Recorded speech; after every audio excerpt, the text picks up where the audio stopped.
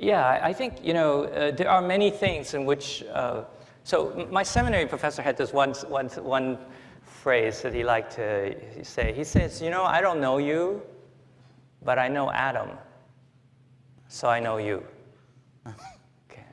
What he means is that although there are many cultures and there are many settings in which the human animal finds him or herself, there are certain things that sort of make us human. Things that, such as insecurities.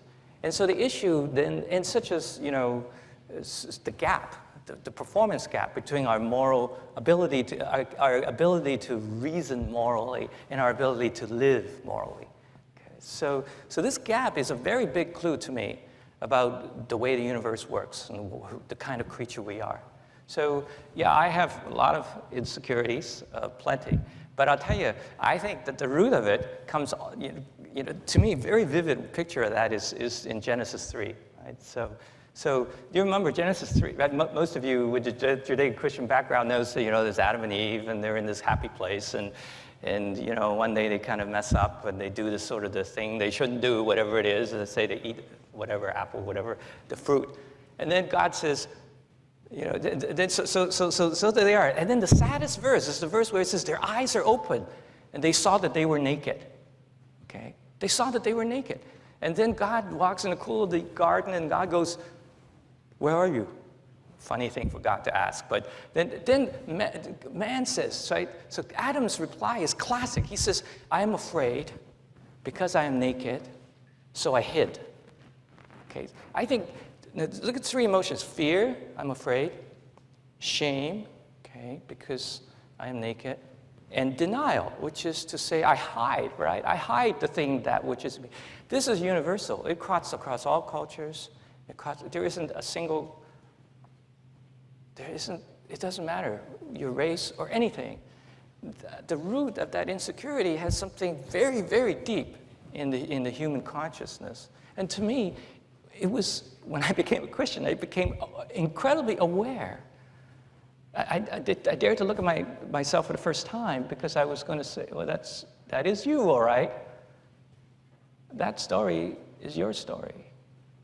And God then asked him a question. God says, Adam, who told you were naked? That's a great question. That's what God asks us today. Who told you were naked? Why is it that your self-worth goes up and down more than the stock market? Every single day, what's a good day? A good day is when I get a publication, when students give me good evaluation, I get tenure, those are good days. Oh, good days when someone, for you, what's a good day? What good day is someone cute, acknowledges that you're cute in some little way, even better if it's really subtle, so only you can kind of pick it up. So, or, what is good? Why is that so important to you? And what's a bad day? Somebody cuts you off in traffic, somebody, you get a rejection. Why? Why is your self-worth so dependent on those external affirmations? I mean, the Bible says you are more than your resume. It didn't say that exactly. But what it said was that you have something called a soul, right? Which is more than the sum of your parts. And it's something that's your identity. It's incredibly important. If that identity is well, everything's well. If that identity is not so well, it does not even matter what else is on your resume. And unfortunately, we don't spend much time talking anymore about this thing called the soul. We somehow rule it out because we think it's not scientific. But I don't think that's scientific. I actually think that faith and rationality are totally compatible. Rationality and science tell you about this world of matter and energy, and faith tells you about the spiritual realm, tell you about. So one is answering the how-tos of life, and the other is answering the whys.